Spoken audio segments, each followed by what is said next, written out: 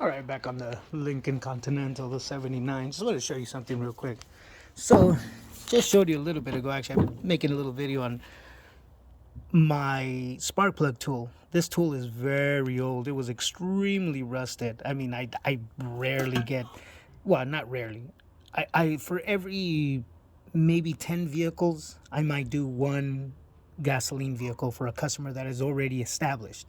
That's usually the only gasoline vehicles I touch. So since I was a young mechanic, I had these because I used to race LT1 Camaros and LS1 Camaros. But I haven't used this thing in years. As you know, most of the newer vehicles either way don't have spark plug wires anymore. They're all coiled. So besides the LS motors. So again, man, I haven't used this in forever. Real quick, let me show you how to pop one of these off. Just grab the tool, twist, and pull. There it is. It's out. Just want to show you that real quick.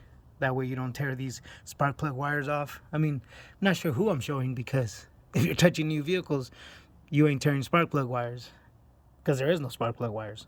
And if you're an older guy working on older vehicles, you most likely have the ones with the plastic at the tip. So who am I teaching? But I thought it'd be worth showing. All right, let me get back to this.